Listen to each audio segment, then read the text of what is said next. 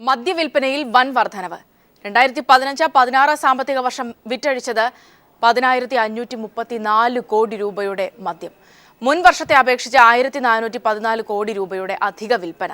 Beer വിൽപ്പനയിലും ഗണ്യമായ വർധന. 2015-16 വിറ്റത് 136 ലക്ഷം കേസ് ബിയറാണ്. 2014-15 വിറ്റത് 85 ലക്ഷം കേസ് ബിയർ മാത്രം. മദ്യനയം ഫലം കാണുന്നില്ല എന്ന് കണക്കുകൾ വ്യക്തമാക്കുന്നു. 2014-2015 9,120 കോടി രൂപയുടെ മദ്യമാണ് സംസ്ഥാനത്ത് വിറ്റഴിച്ചതെങ്കിൽ ഒരു വർഷം പിന്നിടുമ്പോൾ അത് 10,534 കോടിയുടേതായി മാറി. 1,414 കോടി രൂപയുടെ അധിക വിൽപ്പന. ഫെബ്രുവരി 28 വരെയുള്ള കണക്കുകളാണ് ഇത്. മാർച്ച് മാസത്തെ കണക്കുകൾ കൂടി പുറത്തുവരുമ്പോൾ വിൽപ്പന 11,500 കോടിയിലേക്ക് എത്തുമെന്നാണ് സൂചന. 185 ലക്ഷം കേസ് മദ്യമാണ് കഴിഞ്ഞ സാമ്പത്തിക വർഷം വിറ്റഴിച്ചത്. ബിയർ വിൽപ്പനയിൽ ഗണ്യമായ വർധനവ് രേഖപ്പെടുത്തുന്നുണ്ട്. കഴിഞ്ഞ സാമ്പത്തിക വർഷം 85 ലക്ഷം കേസ് ബിയർ വിറ്റഴിച്ചുവെങ്കിൽ ഇത്തവണ അത് 136 ലക്ഷം കേസായി ഉയർന്നു. 41 ലക്ഷം കേസിന്റെ അധിക വിൽപ്പന.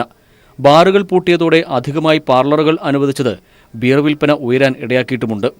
സർക്കാരിന്റെ മദ്യനയം ഫലം കാണുന്നില്ലെന്ന് തന്നെയാണ് കണക്കുകൾ വ്യക്തമാക്കുന്നത്. മദ്യനയം മൂലം സംസ്ഥാനത്ത് മദ്യ ഉപഭോഗം കുറയുന്നു എന്നായിരുന്നു സർക്കാരിന്റെ വാദം. വ്യാജവാറ്റ് വർദ്ധിച്ചതും വൻതോതിൽ കഞ്ചാവിന്റെ ഉപഭോഗം വർദ്ധിച്ചതുമാണ് മദ്യനയത്തിന്റെ ബാക്കി പത്രം. KG ദിനകർ, തിരുവനന്തപുരം. ദില്ലിയിൽ വെച്ച് നടന്ന സ്ക്രീനിംഗ് കമ്മിറ്റി യോഗം അവസാനിച്ചു. തർക്ക സീറ്റുകളിൽ തീരുമാനമായില്ല. കേരള നേതാക്കൾ സോണിയാഗാന്ധിയെ കാണും. അടൂർ പ്രകാശിനെയും കെ ബാബുവിനെയും മാറ്റണമെന്ന നിർദ്ദേശം ഉമ്മൻചാണ്ടി തള്ളി. കൂടുതൽ സന്തോഷ് സലിംഗ് ചേരുന്നുണ്ട്. സലിംഗ്, വിശദാംശങ്ങൾ. സൗമ്യ, നീണ്ട ചർച്ചകൾ കേരളത്തിന്റെ സ്ഥാനാർത്ഥി നിർണയമായി നടന്നിട്ട് പോലും ഇക്കാര്യത്തിൽ ഒരു ഒത്തുതീർപ്പുണ്ടാക്കാനോ പ്രശ്നപരിഹാരം ഉണ്ടാക്കാനോ ഹൈക്കമാൻഡിനും കഴിഞ്ഞിട്ടില്ല. സോണിയാഗാന്ധിയുടെ നിർദ്ദേശപ്രകാരം സ്ക്രീനിംഗ് കമ്മിറ്റി യോഗം രാവിലെ നടന്നു. മല്ലികാർജുന ഖാർഗെയുടെ ബസ്തിയിൽ നടന്ന ആ യോഗത്തിലും പ്രശ്ന പരിഹാരം ആയില്ല. ഇതിനുശേഷം VM സുധീരൻ യോഗത്തിന് ശേഷം പിന്നീട് AK ആന്റണിയെ കണ്ടു. അതിനുശേഷം അദ്ദേഹം കേരള ഹൗസിലേക്ക് മടങ്ങിയെത്തിയിട്ടുണ്ട്.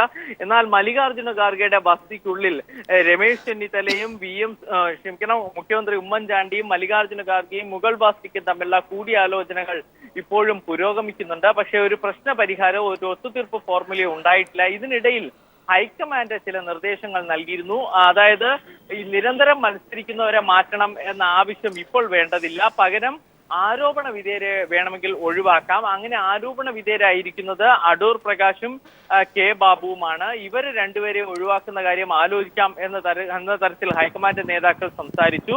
പക്ഷെ ഇത് ഉമ്മൻചാണ്ടി സർവശക്തിയും എടുത്ത് തടഞ്ഞു. അദ്ദേഹം പറഞ്ഞ അങ്ങനെയെങ്കിൽ താൻ മത്സരിക്കില്ല, തന്നെ സ്ഥാനാർത്ഥി ലിസ്റ്റിൽ പോലും ഉൾപ്പെടുത്തേണ്ടതില്ല എന്നായിരുന്നു ഉമ്മൻചാണ്ടിയുടെ നിലപാട്. ഇത് ഹൈക്കമാൻഡ് നേതാക്കളെ ഏറെ ഞെട്ടിച്ചിട്ടുണ്ട്. കാരണം ഹൈക്കമാൻഡ് മുന്നോട്ട് വെച്ച ഫോർമുല തന്നെ ഉമ്മൻചാണ്ടി തള്ളിക്കളഞ്ഞിരിക്കുന്നു. പ്രശ്നപരിഹാരം ആ സാഹചര്യത്തിൽ ഒത്തുതീർപ്പിലേക്ക് കൊണ്ടുപോകാനും സാധിച്ചില്ല. VM സുധീരനാകട്ടെ ഇവരെ മാറ്റാതെ മറ്റു വഴികളില്ല എന്ന കാര്യത്തിൽ ഉറച്ചു നിൽക്കുന്നു. ചിലപ്പോൾ ഈ രണ്ട് മന്ത്രിമാരെ മാറ്റുന്ന തീരുമാനമായാൽ KC ജോസഫ്, ബെന്നി ബെഹനാൻ തുടങ്ങിയവരുടെ മത്സരകാര്യത്തിൽ VM സുധീരൻ വിട്ടുവീഴ്ച ചെയ്തേക്കും എന്ന് കേൾക്കുന്നു. പക്ഷേ അതൊക്കെ ഒരു ഒത്തുതീർപ്പിലെത്തണം. ഒത്തുതീർപ്പിലെത്തില്ലെങ്കിൽ ഇന്ന് സ്ഥാനാർത്ഥി പട്ടിക പ്രസിദ്ധീകരിക്കാമെന്ന ഹൈക്കമാൻഡിന്റെ ലക്ഷ്യവും നടക്കുകയില്ല. സൗമ്യ. സന്തോഷ് സലിംഗാണ് വിവരങ്ങൾ നൽകിയത്. കയ്പമംഗലത്ത് മത്സരിക്കാൻ സീറ്റ് നൽകണമെന്നാവശ്യപ്പെട്ട് TN പ്രതാപൻ രാഹുൽ ഗാന്ധിക്ക് കത്തയച്ചു.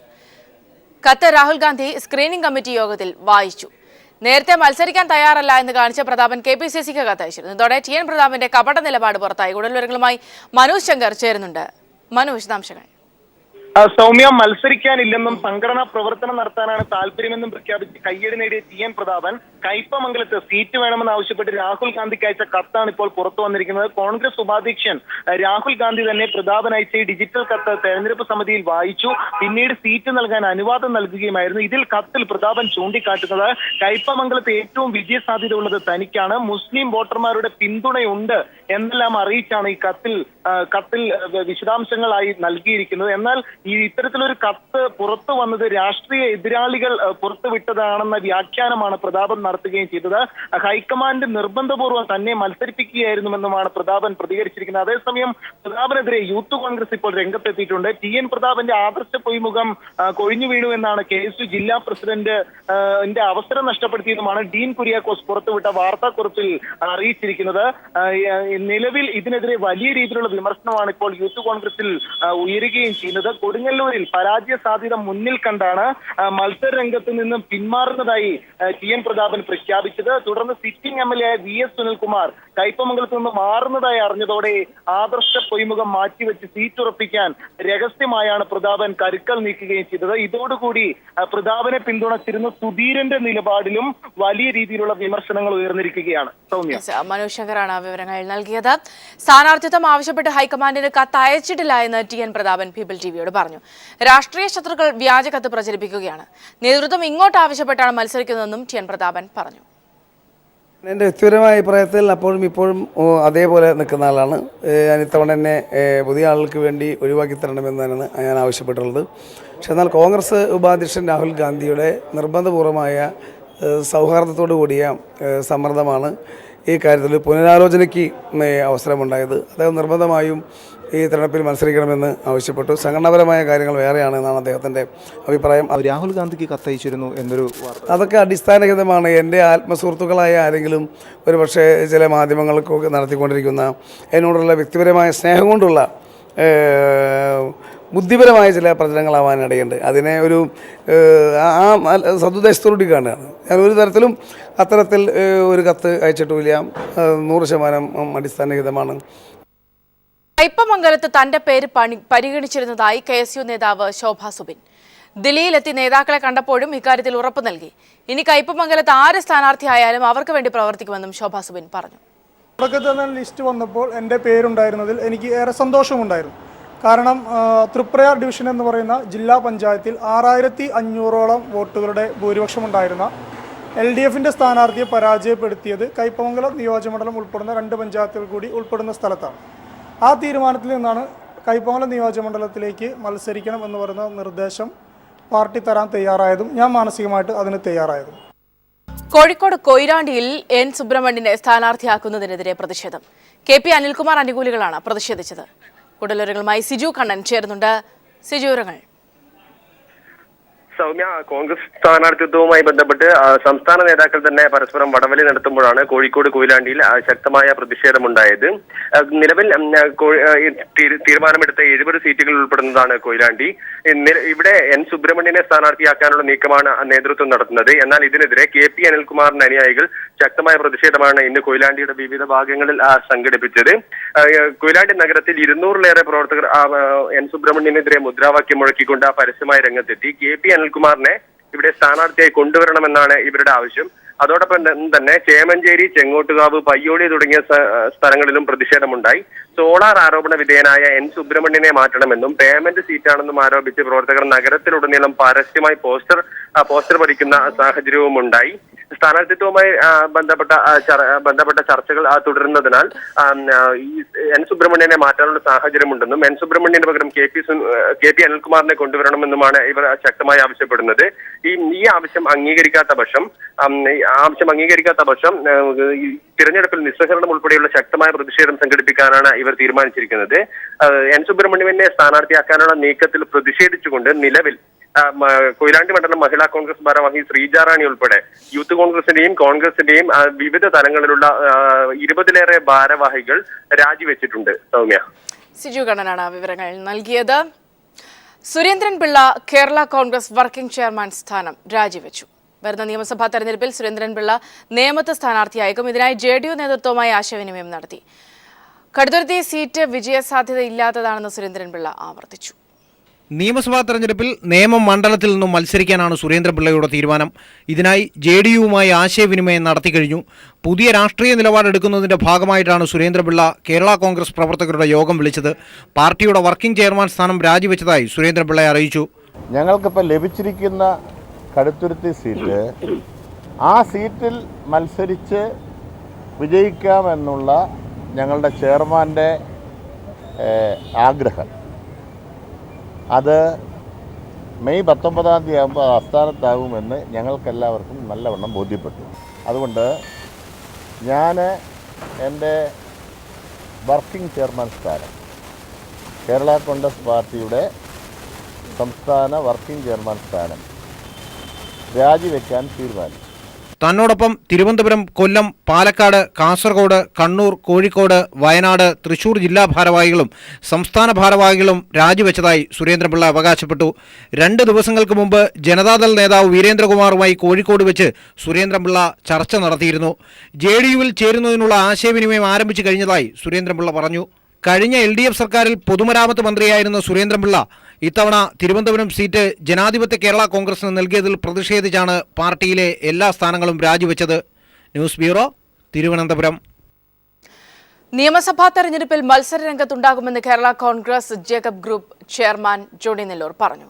അങ്കമാലി, കോതമംഗലം, മൂവാറ്റുപുഴ സീറ്റുകളാണ് പരിഗണിക്കുന്നത്. ആരുടെ പിന്തുണ ലഭിച്ചാലും സ്വീകരിക്കുമെന്നും ജോണി നെല്ലൂർ പറഞ്ഞു. മത്സരരംഗത്തുനിന്ന് മാറി നിൽക്കുന്നത് ഒരു രാഷ്ട്രീയ പ്രവർത്തകനെ സംബന്ധിച്ച് അത്ര നല്ല കാര്യമാണെന്ന് എനിക്ക് തോന്നുന്നില്ല. മത്സരരംഗത്ത് വരുന്ന പക്ഷം ഞാൻ തിരഞ്ഞെടുക്കപ്പെടുവാൻ ആഗ്രഹിക്കുന്നത് മൂവാറ്റുപുഴ, കോതമംഗലം, അങ്കമാലി ഈ 3 മണ്ഡലങ്ങളിൽ എവിടെയെങ്കിലുമാണ്. ആ മണ്ഡലങ്ങളിൽ എവിടെയെങ്കിലും മത്സരിക്കുമ്പോൾ മത്സര രംഗത്ത് സ്ഥാനാർത്ഥിയായി വന്നാൽ ആരുടെ പിന്തുണയും സ്വീകരിക്കുന്നതിൽ ഒരു മടിയുമില്ല. തിരുവല്ലയിൽ ജോസഫ് എം പുതുശ്ശേരിയെ മത്സരിപ്പിക്കരുതെന്നാവശ്യപ്പെട്ട് കോൺഗ്രസ് രംഗത്ത്. 12 മണ്ഡലം പ്രസിഡന്റുമാരാണ് പരസ്യമായി പുതുശ്ശേരിക്കെതിരെ രംഗത്തെത്തിയത്. PJ കുര്യനും നേരത്തെ ഇതേ ആവശ്യം ഉന്നയിച്ചിരുന്നു. അടൂർ പ്രകാശിന്റെ സ്ഥാനാർത്ഥി വിഷയത്തിൽ DCC ജനറൽ സെക്രട്ടറിമാരടക്കം പരസ്യ പ്രസ്താവനയുമായി രംഗത്തെത്തിയതിനു പിന്നാലെയാണ് തിരുവല്ലയിൽ ജോസഫ് എം പുതുശ്ശേരിയെ മത്സരിപ്പിക്കരുതെന്നാവശ്യപ്പെട്ട തിരുവല്ല നിയോജക മണ്ഡലത്തിലെ 12 കോൺഗ്രസ് മണ്ഡലം പ്രസിഡന്റുമാർ പരസ്യ പ്രസ്താവനയുമായി രംഗത്തെത്തിയത്. കഴിഞ്ഞ തെരഞ്ഞെടുപ്പിൽ കേരള കോൺഗ്രസ് പത്തനംതിട്ട ജില്ലാ പ്രസിഡന്റായ വിക്ടർ ടി തോമസിനെ തോൽപ്പിക്കാൻ പ്രവർത്തിച്ച ആൾക്ക് സീറ്റ് നൽകുന്നത് ശരിയല്ലെന്ന് കാണിച്ച് പരസ്യ പ്രസ്താവനയും ഇവർ ഇറക്കിയിട്ടുണ്ട്. പുതുശ്ശേരിക്ക് സീറ്റ് നൽകുന്നത് UDF-നോടുള്ള അവഹേളനമാണ്. ഇങ്ങനെയുള്ള സ്ഥാനാർത്ഥികളെ നിയോഗിച്ചാൽ ഇവർക്ക് വേണ്ടി വോട്ട് പിടിക്കാൻ ബുദ്ധിമുട്ടാണെന്നും പ്രസ്താവനയിൽ പറയുന്നുണ്ട്. ജോസഫ് എം പുതുശ്ശേരിക്ക് സീറ്റ് നൽകരുതെന്ന് നേരത്തെ PJ കുര്യനും ആവശ്യപ്പെട്ടിരുന്നു. പുതുശ്ശേരി മത്സരിച്ചാൽ വിക്ടറിന്റെ അനുകൂലികളും വിക്ടർ മത്സരിച്ചാൽ പുതുശ്ശേരിയുടെ അനുകൂലികളും പരസ്പരം കാലുവാരും എന്ന ആശങ്കയ്ക്കിടയിലാണ് കോൺഗ്രസ് മണ്ഡലം പ്രസിഡന്റുമാർ തന്നെ ഇത്തരത്തിൽ പരസ്യ പ്രസ്താവനയുമായി രംഗത്ത് വന്നത്. News bureau, Pathanamthitta. പുനലൂരിലും കരുനാഗപ്പള്ളിയിലും KPCC-ക്കെതിരെ രൂക്ഷ വിമർശനവുമായി പോസ്റ്ററുകൾ പ്രത്യക്ഷപ്പെട്ടു. തങ്ങൾക്ക് പരിചിതമല്ലാത്ത ചിഹ്നങ്ങളും സ്ഥാനാർത്ഥികളെയും കെട്ടിയിറക്കുന്നതിനെതിരെയാണ് പോസ്റ്ററുകളിൽ പ്രതിഷേധം. മറ്റ് ചിഹ്നങ്ങൾ അനുവദിച്ച് കോൺഗ്രസ് പ്രവർത്തകരെ അപമാനിക്കരുതെന്നും പോസ്റ്ററുകളിൽ പറയുന്നു. കരുനാഗപ്പള്ളിയിൽ പേയ്മെന്റ് സീറ്റും നേതാക്കന്മാർക്ക് ഭാരവാഹിത്വം പണം വാങ്ങി നൽകുന്നതായും ആരോപിക്കുന്നു. മതമേലധ്യക്ഷന്മാരുടെ വാക്ക് കേട്ടല്ല ജനങ്ങൾ വോട്ട് ചെയ്യുക എന്ന് ജസ്റ്റിസ് കമാൽ പാഷെ. ചിന്തിക്കുന്ന മലയാളികൾ നല്ല വ്യക്തികൾക്ക് മാത്രമേ വോട്ട് ചെയ്യുകയുള്ളൂവെന്നും മറ്റു കാര്യങ്ങൾ അവരെ സ്വാധീനിക്കുകയില്ലെന്നും കമാൽ പാഷ കൊച്ചിയിൽ പറഞ്ഞു. ആരെങ്കിലും ഒരാൾ പറയുന്ന കേട്ട് ആരെങ്കിലും വോട്ട് ചെയ്യും? ഇല്ലെന്നാണ് എന്റെ വിശ്വാസം. കാരണം ഇപ്പൊ ഞാൻ എന്റെ അടുത്ത് ഒരാൾ ഒരു വോട്ട് ചെയ്യണമെന്ന് പറഞ്ഞു കഴിഞ്ഞാൽ ഇന്നാർക്കും വോട്ട് ചെയ്യണേ എന്ന് എന്റെ എത്ര അടുത്ത ആള് പറഞ്ഞാലും ഞാൻ ആലോചിക്കും അയാൾക്ക് വോട്ട് കൊടുക്കണോ വേണ്ടയോ എന്ന്. അങ്ങനെ ചെയ്യാറുള്ളൂ. ഇവിടെ മതമേലധ്യക്ഷന്മാരെന്ന് പറഞ്ഞിട്ട് ആരും വോട്ട് ചെയ്യുമെന്ന് ഞാൻ വിശ്വസിക്കുന്നില്ല. ഇവിടെ ഇൻഡിപെൻഡന്റ് ആയിട്ട് കേരളത്തിലെ ജനങ്ങൾ എന്ന് പറയുന്നത് ഇൻഡിപെൻഡന്റ് ആയിട്ട് ചിന്തിക്കാനുള്ള ശക്തിയുള്ളവരും കഴിവുള്ളവരുമാണ്. അവര് ചിന്തിക്കും, അവര് നോക്കണം, നല്ല ആളുകൾക്ക് നോക്കി വോട്ട് ചെയ്യും. അതാണ് അത് ഒരു നല്ലത്. വേറെ ഒന്നും അതിനകത്ത് വേറെ കാര്യങ്ങളോ മതത്തിന്റെ ആ കെട്ടുപാടുകളോ അല്ലെങ്കിൽ മറ്റ് സമൂഹത്തിലുള്ള മറ്റു കാര്യങ്ങളോ ഒന്നും ആളുകൾ നോക്കുമെന്ന് ഞാൻ കരുതുന്നില്ല. കേരളത്തിൽ ഇടത് തരംഗമെന്ന Times Now India TV C Voter അഭിപ്രായ സർവേ. LDF 86 സീറ്റുകളിൽ വിജയം നേടും. UDF-ന് 53 സീറ്റുകളും BJP-ക്ക് 1 സീറ്റുമാണ് സർവേ പ്രവചിക്കുന്നത്. സോളാർ ഉൾപ്പെടെ സർക്കാരിന്റെ അഴിമതി UDF-ന് തിരിച്ചടിയാകുമെന്നാണ് സർവേയിൽ പങ്കെടുത്ത ഭൂരിപക്ഷം വോട്ടർമാരും അഭിപ്രായപ്പെട്ടത്. UDF സർക്കാരിന്റെ പ്രവർത്തനത്തിലും മുഖ്യമന്ത്രി ഉമ്മൻചാണ്ടിയുടെ പ്രകടനത്തിലും കേരളത്തിലെ ജനങ്ങൾ തൃപ്തരല്ല. UDF സർക്കാരിന്റെ പ്രവർത്തനത്തിൽ തൃപ്തിയില്ലെന്ന് സർവേയിൽ പങ്കെടുത്ത 45% പേരും അഭിപ്രായപ്പെട്ടപ്പോൾ 21% പേരാണ് ഭരണത്തിൽ സംതൃപ്തരാണെന്ന് അഭിപ്രായപ്പെട്ടത്. മുഖ്യമന്ത്രി ഉമ്മൻചാണ്ടിയുടെ പ്രകടനം മോശമെന്ന് 43.3% പേർ അഭിപ്രായപ്പെട്ടു. വോട്ടർമാരുടെ കണ്ണിൽ ഈ തിരഞ്ഞെടുപ്പിൽ കേരളത്തിലെ പ്രധാന പ്രശ്നം അഴിമതി തന്നെ. സർവേയിൽ പങ്കെടുത്ത 37.3% പേരാണ് അഴിമതി മുഖ്യപ്രശ്നമായി ചൂണ്ടിക്കാട്ടിയത്. വിലക്കയറ്റം, തൊഴിലില്ലായ്മ, വർഗീയത തുടങ്ങിയ വിഷയങ്ങളും വോട്ടർമാർ സമ്മതിദാനാവകാശം രേഖപ്പെടുത്തുമ്പോൾ മാനദണ്ഡമാക്കുമെന്നാണ് സർവേയിൽ വ്യക്തമാകുന്നത്. ഇടതുപക്ഷം അധികാരത്തിലെത്തുമെന്ന് അടിവരയിടുന്ന സർവേ LDF-ന് 86 സീറ്റുകളും UDF-ന് 53 സീറ്റുകളും NDA-ക്ക് 1 സീറ്റും ലഭിക്കുമെന്ന് പ്രവചിക്കുന്നു. 2011-ലെ തിരഞ്ഞെടുപ്പിനെ അപേക്ഷിച്ച് UDF-ന്റെ വോട്ട് ശതമാനത്തിൽ വലിയ ഇടിവുണ്ടാകും. 2011 45.8 നിന്നും 41% വോട്ട് ശതമാനം കുറയുക. സീറ്റുകൾ ഇരട്ടിയിലധികം വർദ്ധിപ്പിച്ച് ബംഗാളിൽ ഇടതുപക്ഷം ഇത്തവണ കരുത്തുകാട്ടുമെന്നും സർവേ പറയുന്നു. തമിഴ്നാട്ടിൽ AIDMK വീണ്ടും അധികാരത്തിലെത്തുമെന്ന് വ്യക്തമാക്കുന്ന സർവേ അസമിൽ BJPക്കാണ് നേരിയ മുൻതൂക്കം പ്രവചിക്കുന്നത്. News bureau, Delhi. പശ്ചിമബംഗാൾ അസം നിയമസഭകളിലേക്കുള്ള ഒന്നാം ഘട്ട വോട്ടെടുപ്പിന്റെ പരസ്യപ്രചാരണത്തിന് ഇന്ന് കൊട്ടിക്കലാശം. പശ്ചിമബംഗാളിലെ 18 അസമിലെ 65 മണ്ഡലങ്ങളിലേക്കും മറ്റന്നാൾ വോട്ടെടുപ്പ് നടക്കും. ഒരു മാസത്തോളം നീണ്ടുനിന്ന പരസ്യപ്രചാരണത്തിനാണ് പശ്ചിമബംഗാളിലും അസമിലും ഇന്ന് കൊട്ടിക്കലാശമാകുന്നത്. പശ്ചിമബംഗാളിൽ BJPയുടെ കൊട്ടിക്കലാശത്തിന് മുൻപുള്ള പ്രചരണത്തിന് ആഭ്യന്തരമന്ത്രി രാജ്നാഥ് സിംഗാണ് നേതൃത്വം നൽകിയത്. പശ്ചിമബംഗാളിൽ തൃണമൂൽ നേതാക്കൾ കൈക്കൂലി വാങ്ങുന്നതിന്റെ ഒളിക്യാമറ ദൃശ്യങ്ങൾ പുറത്തുവന്നത് പ്രചരണത്തിൽ ഭരണകക്ഷിയായ തൃണമൂൽ കോൺഗ്രസിന് കനത്ത തിരിച്ചടിയായി. കൊൽക്കത്തയിൽ മേൽപ്പാലം തകർന്നു വീണുണ്ടായ അപകടത്തിന്റെ കാരണം തൃണമൂൽ സർക്കാരിന്റെ അഴിമതിയാണെന്ന ആരോപണവും മമതയ്ക്ക് ക്ഷീണമുണ്ടാക്കി.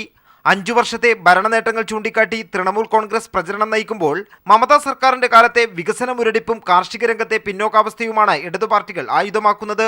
പുരുലിയ ജില്ലയിലെ 9 മണ്ഡലങ്ങൾ, ബാങ്കുറയിൽ 3, പടിഞ്ഞാറൻ മേദിനിപൂരിൽ 6 മണ്ഡലങ്ങളിലുമാണ് ഒന്നാം ഘട്ട തിരഞ്ഞെടുപ്പിന്റെ ആദ്യപാദത്തിൽ വോട്ടെടുപ്പ് നടക്കുന്നത്. ഒന്നാം ഘട്ടത്തിൽ വോട്ടെടുപ്പ് നടക്കുന്ന അസമിലെ 65 നിയോജക മണ്ഡലങ്ങളിലേക്കുള്ള പരസ്യപ്രചരണമാണ് ഇന്ന് അവസാനിക്കുക.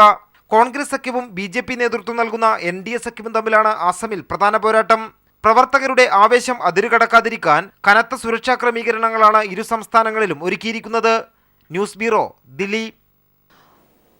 മൂന്നാർ കാറ്ററിംഗ് കോളേജ് കാനഡയിലെ റോയൽ റോഡ്സ് യൂണിവേഴ്സിറ്റിയുമായി ചേർന്ന് പ്രവർത്തിക്കാൻ തീരുമാനിച്ചു. മലയാളികൾ ഉൾപ്പെടെ ഇന്ത്യയിലെ വിദ്യാർത്ഥികൾക്ക് കുറഞ്ഞ ചെലവിൽ മറ്റ് രാജ്യങ്ങളിൽ പഠിക്കാൻ അവസരമൊരുക്കുകയാണ് ലക്ഷ്യം.